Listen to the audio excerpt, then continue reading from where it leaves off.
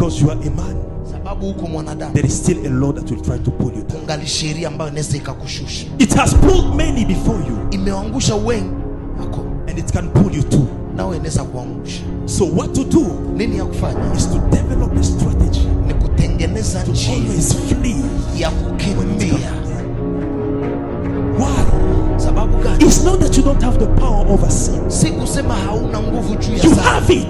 Uko nazo. And the Bible is showing us Na Biblia that inatuonyesha that power has been laid on the cross. ile nguvu zimepewa nasi katika You think msalaba. that you don't have power, is in you. Unasania hauna nguvu, It's unazo. there. Iko pale. You just have to revive it. Inabidi tu You just uzilamshe. have to revive it Uziamshe. so that your spirit Ili kwamba can roho gain ascendant over flesh. isimame na kuwa na nguvu juu ya mwili.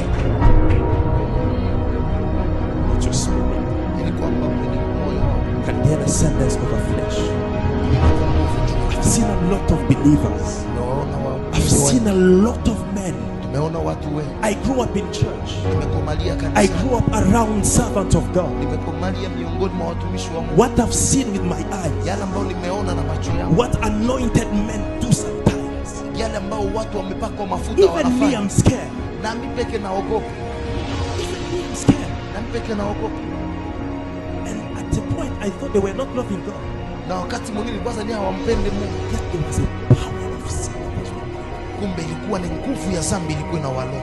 They have been anointed, Walikuwa na uwepo but they have not yet dead.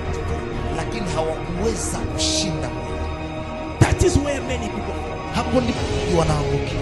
You will cast out devils. Utafukuza You mapepo. will do this and that and that. Utafanya haya na haya. But when the reclamation of the flesh comes, Lakini wakati mwili na kureklame, it will pull you into fornication. itakurudisha kuusharati. It will pull you into stealing. Itakurudisha kuizi. You'll find out you start lying. You're asking yourself, why am I lying? Utajikuta What's unaanza wrong? danganya, unajuta nina danganya haya. You are not bad.